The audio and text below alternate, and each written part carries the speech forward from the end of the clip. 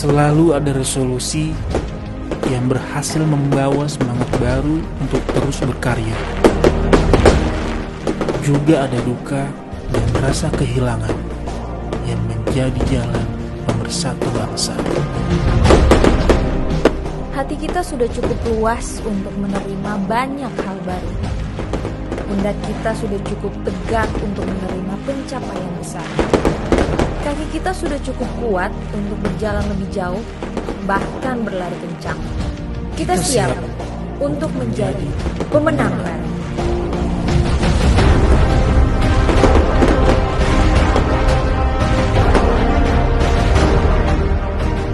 Gorontalo, 1 Januari 2019. Apeng, Sinta.